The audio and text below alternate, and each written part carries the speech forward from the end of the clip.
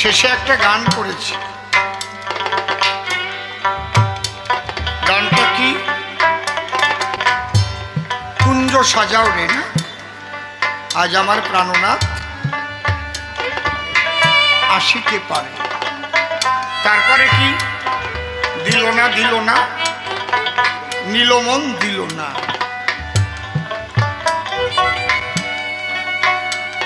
কি একটা মিলনের গান গাইছিল। কি আশা ছিল মিলনের সাত জাগে বন্ধু। মিলন তুমি কি বোঝো? জীবাত্মা পরমাত্মায় মিলন হয়, ভক্তে ভক্তে মিলন হয়, মায়ের সঙ্গে সন্তানের মিলন হয়, বাৎসল্য প্রেম, বন্ধুর সঙ্গে বন্ধুর মিলন হয়, আবার কান্ত এবং কান্তা দুজনের মিলন হয়।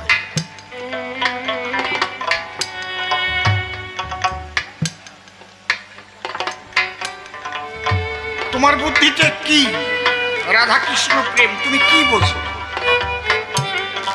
তুমি যেমন তুমি তেমন বুঝবা। একটা কাগজের পরে তিনটে অক্ষর লেখা,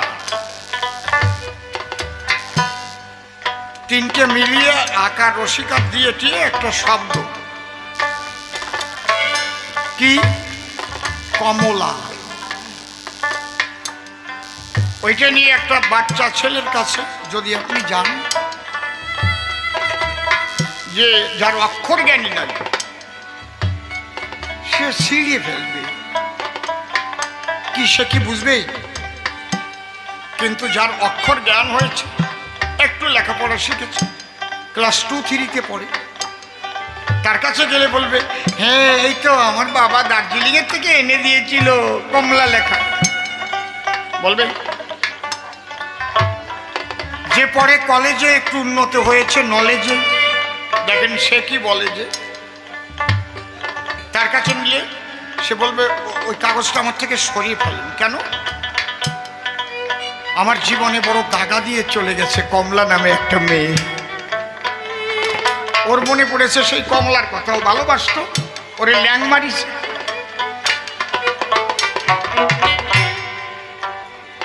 কিন্তু যারা লক্ষ্মী নারায়ণের ভজন করে, ঘরে লক্ষ্মী নারায়ণ পূজা করে, সেই ভক্তের কাছে নেওয়া মাত্র জলে ভরবে দুটি নেত্র, সে বলবে এই কাগজটা রাস্তায় ফেলো না, ওটা যেন কেউ পা দিয়ে পাড়ায় না। ওখানে লেখা রয়েছে মা লক্ষ্মীর এক নাম কমলা, দাও দাও নারায়ণের বক্ষ বিলাসিনী কমলা।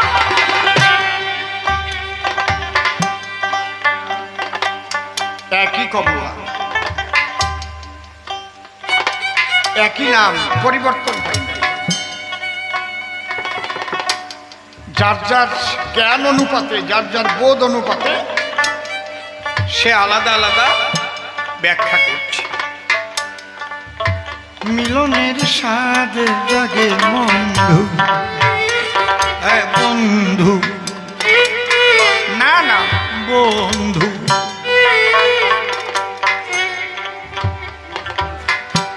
কি মিলন? এ মিলন কোনো দৈহিক মিলন নয়। এই জন্যে শাস্ত্রে কি লিখেছে? সর্বেন্দ্রিয় দ্বারে করে কৃষ্ণ রস আস্বাদন। আর জীবে বিশেষ একটা ইন্দ্রিয়ের আকর্ষণের কারণ নারী পুরুষ একে অপরকে আকাঙ্ক্ষা করে সর্বক্ষণ। ওটা হচ্ছে কাম, আর এটা হচ্ছে প্রেম। কাম ক্ষয়িষ্ণু, ধীরে ধীরে ক্ষয়ের দিকে নিয়ে যায়। আর প্রেম আনন্দময়, আনন্দধাম, জীবকে ঈশ্বরের পরমানন্দ ধামে পৌঁছে দেয়। পার্থক্য। মহারাজ পরীক্ষিত, তুমি তো রাজা,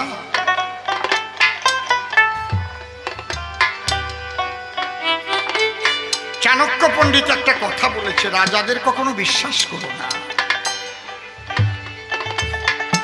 কাকে কাকে বিশ্বাস করতে মানা করেছে চাণক্য পণ্ডিত?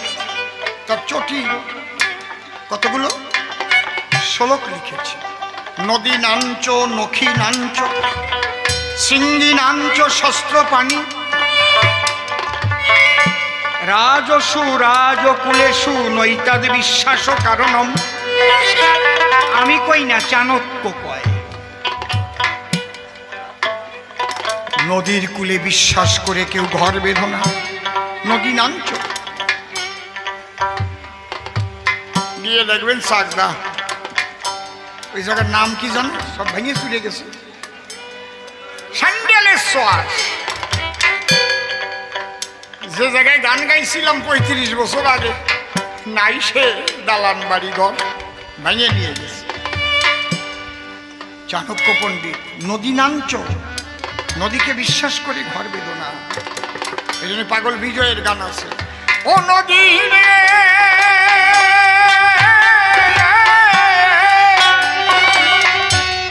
আমি বড় আশায় ঘর বাঁধিলাম, নদী তোর সরে ওরে আমার সেই ঘরে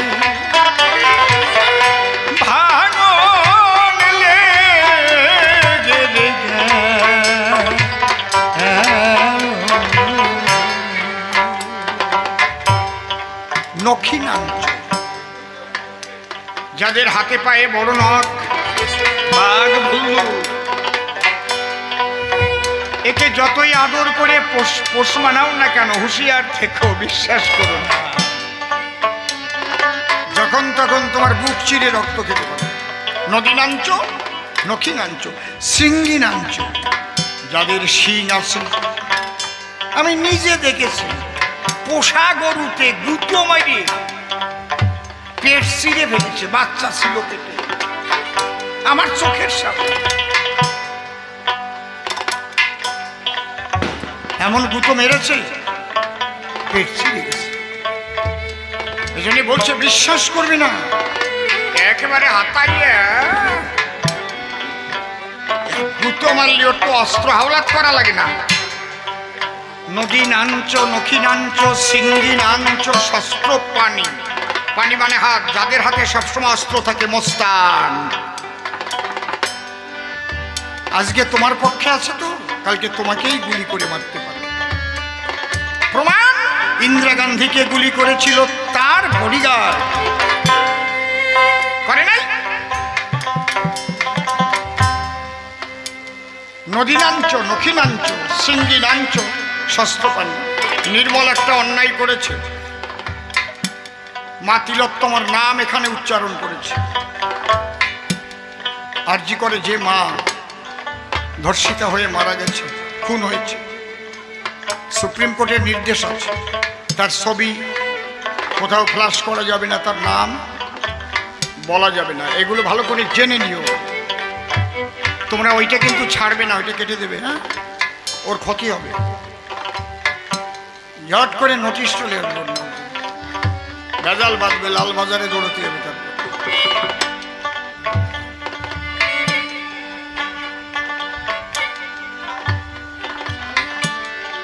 নদীনাঞ্চ নখিনাঞ্চ সিঙ্গিনাঞ্চ শস্ত্রপাণি রাজসু রাজকুলেশু নৈতাদ বিশ্বাসও কেন নয়।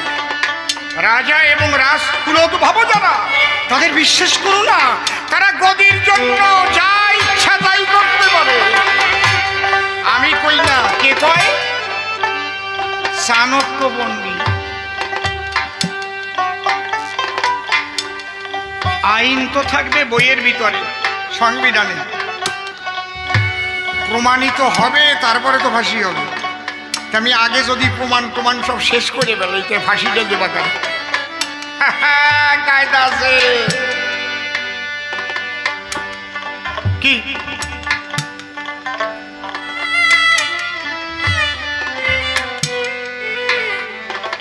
আমি দেখলাম ও আমার প্রিয়জন, ওকে রক্ষা করতে হবে, যাতে কোনো মতে প্রমাণ না থাকে তার ব্যবস্থা করলাম। প্রমাণ পাবা, তারপরে তো ফাঁসি দিবা। কথা বুঝলেন? এই জন্য চাণক্য পণ্ডিতের শ্লোকটা ব্যাখ্যা করলাম।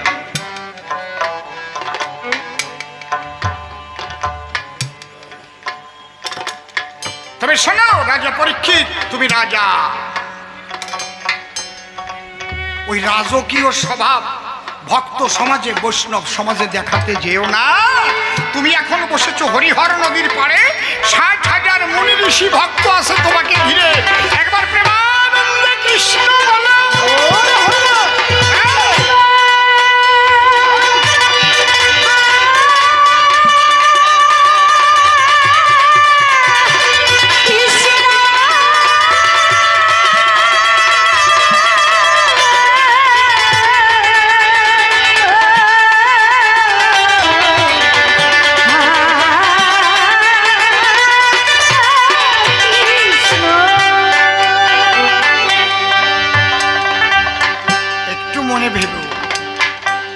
একদিন মাটির ভিতরে হবে ঘর, মোনামা।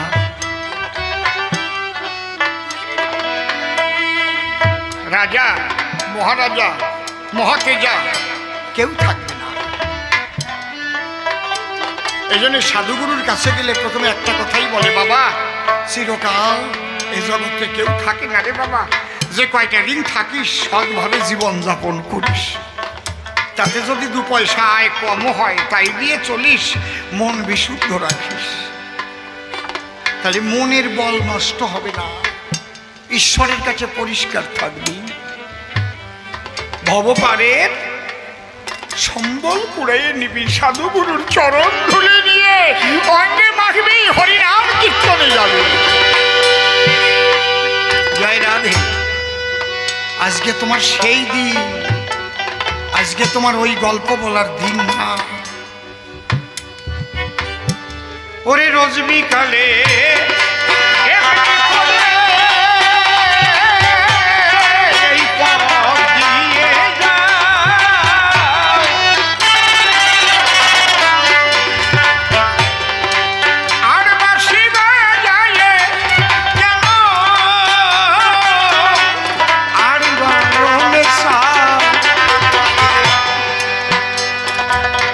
আমি তোমার বাসি সারা পেয়ে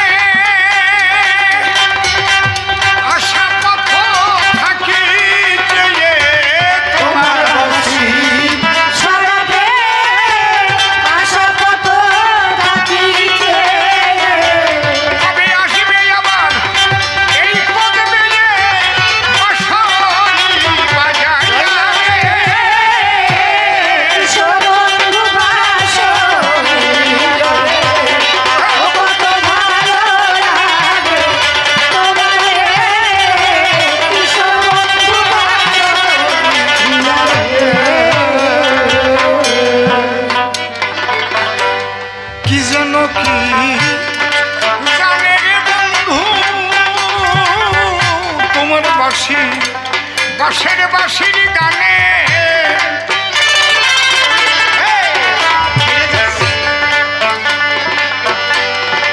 এত ভালো লাগে কেন বুঝি না তার মানে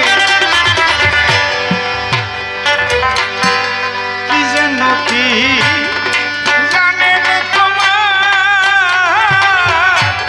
বাঁশির বাঁশির গানে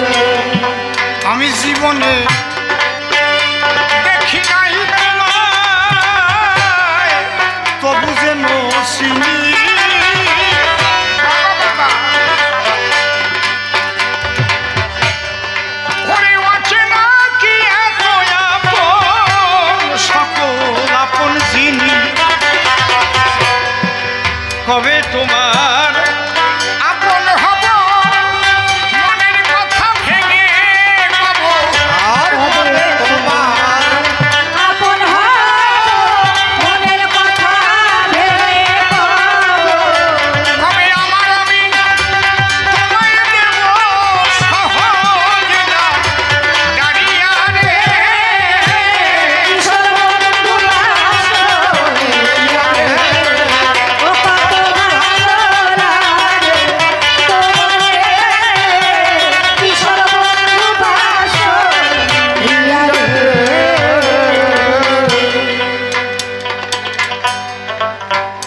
গাইলে যে মিলনের গান আমি দিলাম সমাধান সব মিলন এক মিলন নয় লেখা আছে ভাগবতের পাতায় আত্মা তুরাধিকাশ্চৈব তয়ৈব রমণতস আত্মারাম স্থিত প্রাজ্ঞ প্রচ্যতে গুরুবাদিভি আজকে তোমার শুভ দিন এই দিন সবার ভাগ্যে আসে না তুমি জেনে ফেলেছো যে সত্য দিবসের ভিতরে তোমার মৃত্যু অনিবার্য যদি এটা আমরা কেউ জানতে পারতাম তাহলে অন্তত ভক্ত সঙ্গে থেকে শেষ নিঃশ্বাসটা ত্যাগ করতে পারতাম ঠিক কি না এই যে অ্যাক্সিডেন্টে মারা যায় যখন অ্যাক্সিডেন্ট হয় তখন ভগবানের নাম মনে করার টাইম থাকে আতঙ্ক ঠিক না বেঠিক বললাম গাড়ি চলছে চলছে মুখোমুখি ধাক্কা লেগে মারা গেল 4-5টা লোক এই জন্যেই গুরু বলছে সাধকে বলছে সব সময় মনে মনে নাম জপ জপিতে জপিতে নাম অজপাতে যাবে হৃদয়ে মন্দিরে নাম সর্বক্ষণ হবে তুমি ঘুমিয়ে পড়লেও নাম জাগ্রত রবে হরি বলো হরি বলো তুমি মনে করবা না নাম তোমারে মনে করে দেবে নাম করতে করতে এমন একটা পর্যায়ে আসে নিজে ভুলে গেলেও নাম মনে করে দেয় যার হয়েছে সে জানে কিন্তু এটা অভ্যাস যোগ অভ্যাসেন তু পৌঁতেও বৈরাগেন চক্রিচ্ছতে এটা অভ্যাসের দ্বারাই হয় অভ্যাস করতে করতে করতে করতে করতে করতে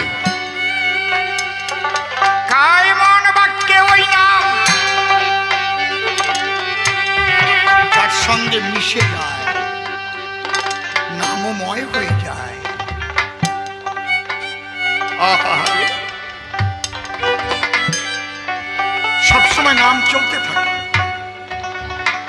আমি অসীম সরকার ভূমিকা ছেড়ে বলছি।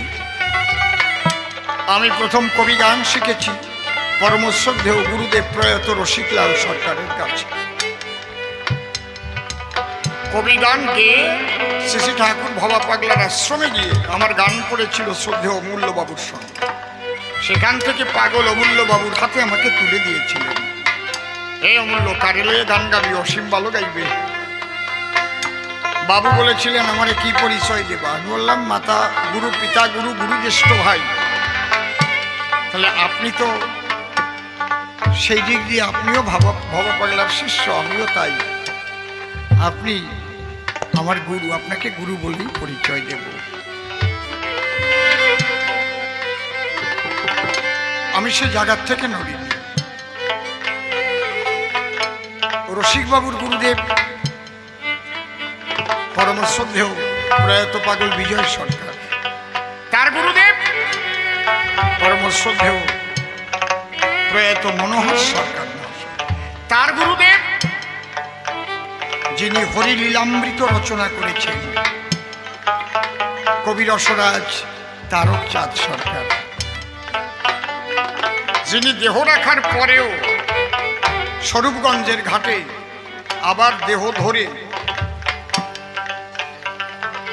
ফরিদপুর মাদারীপুর সাব ডিভিশনের কেন্দ্রীয় বাজিতপুরের ফটিক গোসাই, ভালো নাম জগদীশ গোসাই, তার হাতে জুতো আর ছাতি কিনে দিয়েছিলেন। ফটিক শোনো, আমার নাতি শৈলেন বলেছিল দাদু তুমি ঢাকা যখন গান গাইতে যাবে আমার জন্য একজোড়া জুতো আর ছাতি নিয়ে আসবা।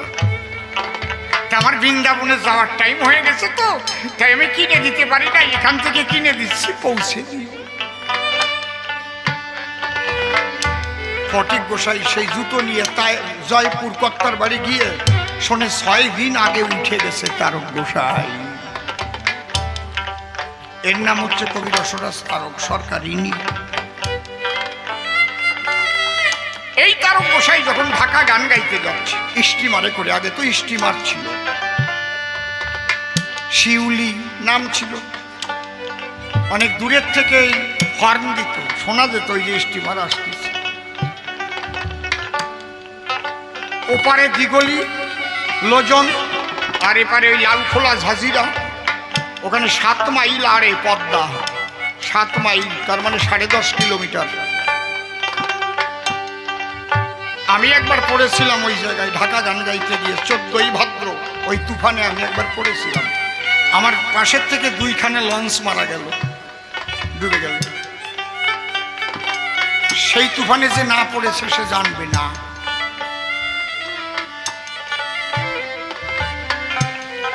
জীবনে 3 বার মরা থেকে তিনি বাঁচিয়েছেন, মরে যাবারই কথা। একবার গাড়ি 2 পাল্টি খাইয়ে পুকুরের মধ্যে পড়েছিল।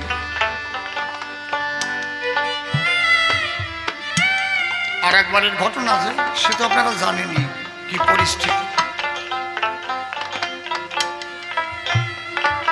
যখন এইভাবে ওই পদ্মা দিয়ে স্টিমার যাচ্ছে, বিরাট ঝড় উঠেছে, মুসলমানরা আল্লাহ আল্লাহ আল্লাহ আল্লাহ বলছে, কেউ হরি হরি বলছে। তারক গোসাই বললেন তোমাদের ওই নামে কাজ হবে না আজকে। কেন? যদি এর মধ্যে এমন কেউ থাকে যে সব সময় মনে মনে তার ইষ্টকে ডাকে, সে এক ডাক দিলেই কাজ হবে। তোমরা বিপদে পড়ে ডাকতিস, অন্য সময় তারে ডাকো না। হরিবল।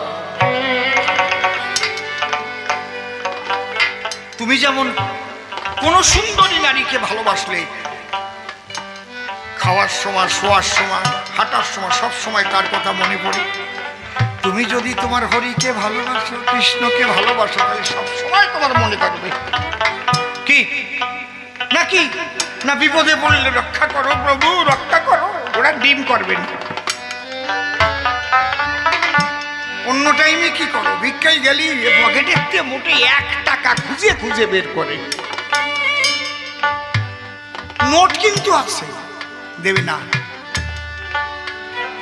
আপনারা ভালো, আপনারা ওই রকম করেন না, এটা অন্য জায়গার ঘটনা।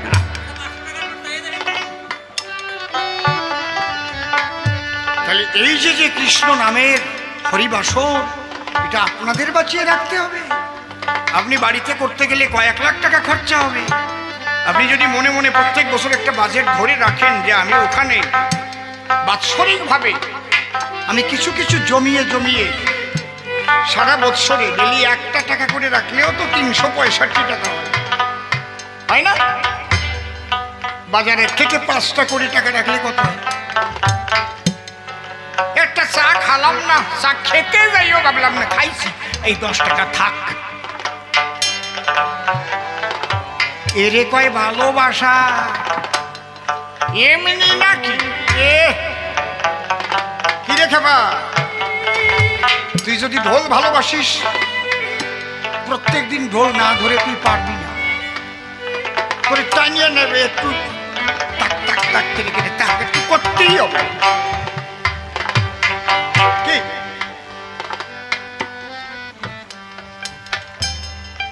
এই জন্য ভগবানকে যদি তুমি সত্যি ভালোবাসো, তার গোসাই বললেন তার ডাকে কাজ হবে।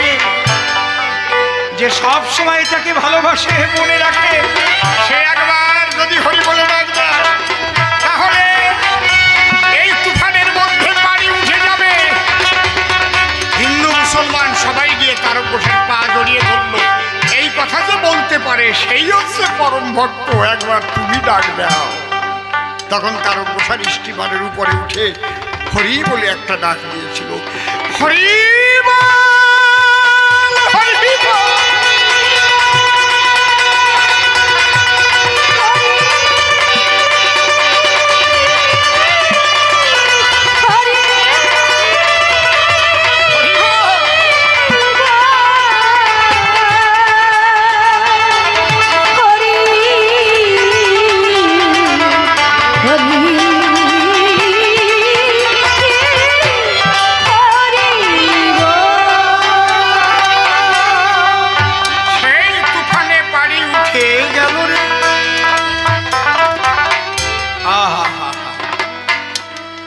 আমার হরিকে যে ভালোবাসে তার মতো আর বান্ধব নাই। ওই হরিকে, গোবিন্দকে ভালোবাসার মানুষের সঙ্গ দেখবা। ওই পরশমণির পরশ যেমন লৌহ সোনা, ওই সোনা তোমারও এই অঙ্গ সোনা হয়ে যাবে। হরিবল হরিবল, মিলন হও তার সঙ্গে, তার সঙ্গে দাও প্রেম আলিঙ্গন, তার চরণ ধুলি শিরে করো ধারণ, তার সঙ্গে করো হরি নাম সংকীর্তন। হরি হরি বল, হরি হরি বল, হরি বল, হরি বল।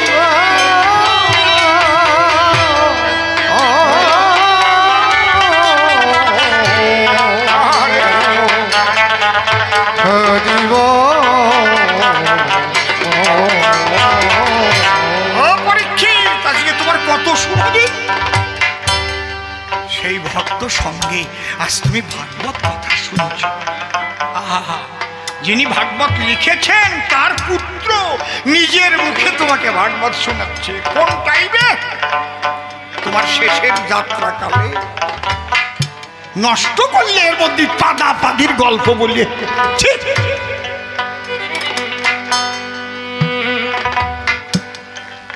করলে কি তুমি? একটু লজ্জাও করলো না? আমার বৌমা বসা ছিল না? আমি কত হিসেব করে গান গাচ্ছি, আমার বৌমা কিছু না ভাবে জানো।